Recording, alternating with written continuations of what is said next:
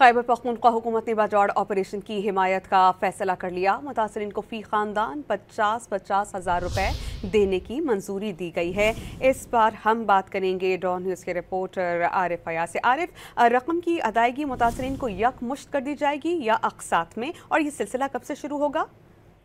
जी बिल्कुल, जो मुतासरीन हैं जिन इलाकों में कर्फ्यू लगाई गई है वहाँ से वो नक़ल मकानी कर चुके हैं और तकरीबन सैकड़ों तादाद में जो सरकारी इमारत हैं बाजौड़ में, वहाँ पर उनको एडजस्ट किया गया है और उनको तमाम तर सहूलियात भी दी जा रही है हुकूमत की जानिब से।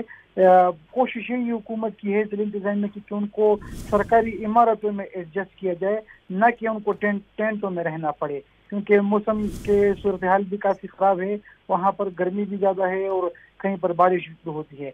अभी हुकूमत ने फैसला किया हुआ है कि जितने मुतासिरीन हैं तो उनको 50,000 रुपये फी खानदान दिए जाएंगे। अब जब वो घरों से नकल मकानी कर चुके हैं रज़ाकाराना तौर पर, तो उनको 25,000 रुपये दिए जाएंगे, साथ में तमाम सहूलियात भी दी जाएंगी। जब वो अपने घरों की तरफ पुरअमन तरीके से जाएंगे तो फिर उनको मजीद भी 25,000 रुपये अदा किए जाएंगे।